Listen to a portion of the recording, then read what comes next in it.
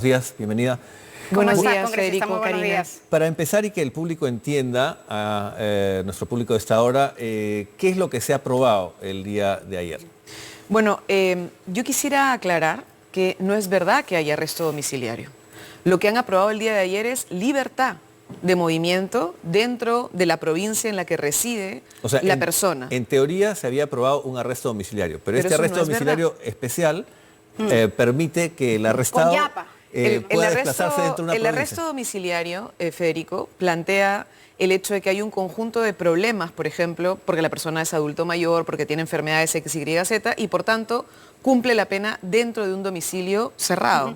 Donde puede entrar evidentemente familiares y amigos, pero es dentro de un domicilio.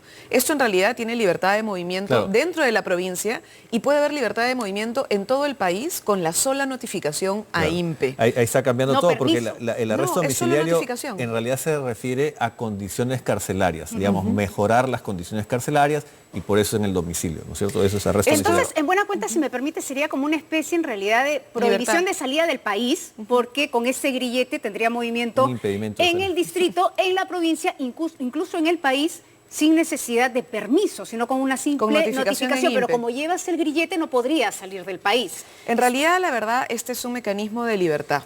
Para personas de 65 años, no 75. Personas 65 años si son personas con discapacidad, 75 años si son personas adultos mayores y punto, y 75 años adultos mayores con enfermedades y 78 años si cumpliste 78 años y punto. Es un mecanismo que se utiliza si es que, por ejemplo, el juez durante el proceso determina que esas condiciones se pueden encontrar en una víctima, en un acusado. Porque esto nos ha preocupado. Esta ley, todo el mundo sabe, es una ley con nombre propio. ¿Acusado o sentenciado? En un acusado. Mire, en la disposición complementaria dice, señala, el juez puede aplicar esta medida a procesados si es que identifica que cumplen los requisitos de la norma. Entonces, tenemos un problema, porque los procesos vinculados a derechos humanos, por ejemplo, el caso Cayara o el caso Ajomarca, que son casos simbólicos, Cabitos 84, que han sido casos en los cuales hemos visto a mujeres como Mama Angélica luchando hasta el final para que se reconozca quiénes son los responsables del asesinato de su hijo y de muchos de los hijos de Ayacucho. Y entonces estos procesos recién hoy tienen sentencia. Algunos tienen sentencia recién en primera instancia. No ha llegado aún la sentencia a segunda instancia. No la firman. Entonces les estamos diciendo a las víctimas, no solamente al señor Fujimori, sino a toda la organización que junto con él y otras personas diferentes violaron derechos humanos, que podrían salir en libertad.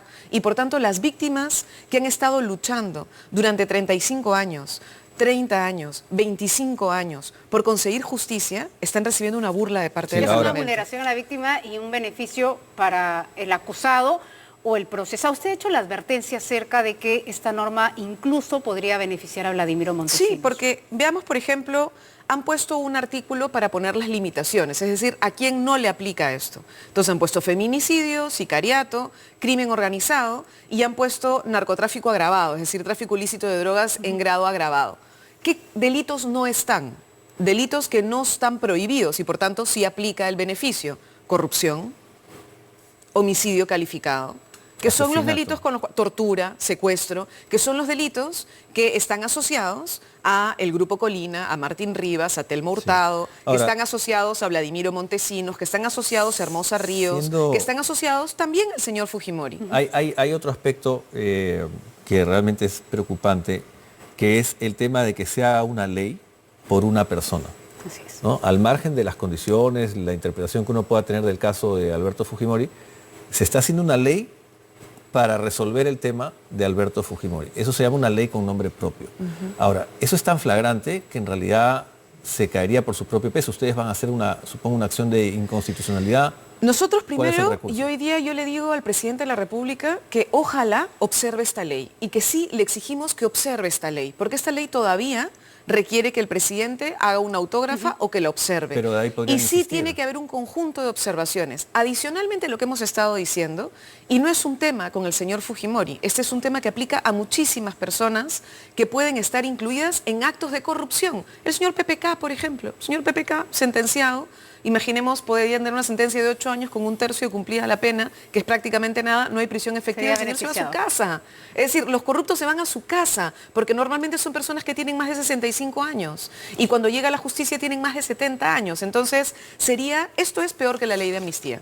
Esto es amnistía para corruptos y amnistía para personas vinculadas en crímenes de derechos humanos. Pero además tiene problemas procesales. Por ejemplo, en el Perú hoy quien administra la pena es el Poder Judicial. Y esto plantea que sea simplemente INPE por un proceso administrativo. Es decir, INPE recibe una notificación de una persona porque tiene, por ejemplo, enfermedad crónica, diabetes o asma. El asma es una enfermedad crónica. Es un tema administrativo. Claro. Yo doy un certificado a saber si es BAMBA, por ejemplo, que dice que la persona tiene una enfermedad crónica respiratoria, es decir, asma, y por tanto la persona puede salir con 75 años. Claro. No, porque no hay una evaluación posterior. No hay todo un proceso de evaluación y eso nos parece gravísimo. Pero, digamos, y hay un segundo problema, que es la segunda pena. Por ejemplo, imaginemos que una persona tiene una sentencia menor. El señor de Ancash, el expresidente regional de Ancash, que ya tuvo una primera sentencia, tiene una sentencia Álvarez, que si no me equivoco es 4 o 5 años, pero está pendiente la sentencia de 25 años. Imaginemos que el señor Álvarez puede cumplir 75 años. Si el señor Álvarez cumple 1/3 de esa pena, y luego cae la sentencia de 75 años, según esta ley ya no aplica que tenga que ir a cárcel por la sentencia siguiente. Aparte, eso es una barbaridad. Aparte la apariencia de generalidad, es decir, el tema de la edad, ¿no es cierto?, el tema de las enfermedades, las condiciones, en apariencia son temas generales, o sea, imperio general, pero es claro que la oportunidad indica y la celeridad indica que se está haciendo para el caso de Alberto Fujimori. Sí. O sea, es evidente que es un manejo político, ¿no? Y que es evidentemente un manejo por eso del fujimorismo. Voy a lo que van a hacer, ¿no? ¿Qué es lo que corresponde acá? Una es pedirle al presidente, muy bien, pero el Congreso podría insistir, la mayoría podría insistir. Pero esto hay que cerrarlo, o sea, digamos, habría que hacer una acción de inconstitucionalidad para además decir, este Congreso está haciendo legislación inconstitucional. Está haciendo legislación inconstitucional por muchas cosas, ¿eh? No solamente porque sea una ley con nombre propio, pero adicionalmente esto se ha aprobado con un procedimiento irregular. Y por eso el día de ayer el congresista Gino Costa, el congresista Alberto de Belaúnde, la congresista Montenegro, los congresistas del Nuevo Perú, hemos entregado también esto a los congresistas del Frente Amplio, se lo hemos entregado a congresistas de otras bancadas. Hemos presentado una censura al presidente del Parlamento, porque esto además de haberse aprobado con todas estas irregularidades que les estoy mostrando y les dejo ahora porque de verdad es gravísimo, no es arresto domiciliario, insistimos, esto es libertad y libertad para personas que están vinculadas a corrupción y asesinato. Este problema de la norma es que entró con lo que se llama el trámite virtual de exoneración, es decir, no se hace una reunión, sino se corre una virtual, que es un papelito y que lo firman los voceros. ¿Qué ocurrió? Firmaron 3 voceros y se metió esta acta a las 9:50 de la mañana. Eso para que no pase ni por la Comisión de Justicia y para la Comisión de Justicia y entre directamente al Pleno. La primera problema serio es que el partido Peruanos por el Cambio había firmado esa acta virtual y luego de que hubo un movimiento en redes sociales y que varios de nosotros les dijimos cómo es posible que aprueben así la virtual, Peruanos por el Cambio retira y dice, no, si esto en realidad tiene que ir a comisión, sí tiene varios problemas, retira la firma. Y de pronto aparece la firma del congresista Richard Acuña. Físicamente, ojo, físicamente, es decir, hay un acta donde hay físicamente la firma del congresista Richard Acuña. El congresista Acuña no estuvo ayer. Si ustedes pueden revisar, durante todas las votaciones, no estuvo en ninguna de las votaciones. Y su partido señaló, y tenían toda la razón, que el vocero titular, nosotros tenemos un vocero. Mi vocero, por ejemplo, es el congresista Richard Arce.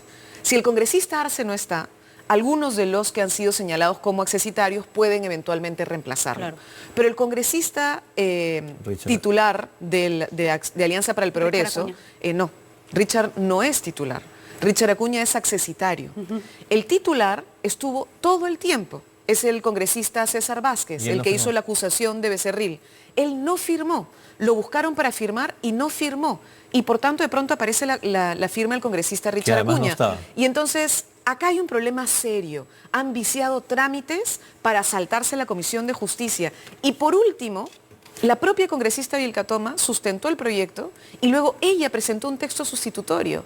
Eso es irregular, le corresponde al presidente de la Comisión de Justicia, que no estaba, o eventualmente al vicepresidente, que estaba ahí, pero no se atrevió a hacerlo, ¿no? Debería ser revisado, ¿no? No, debiera.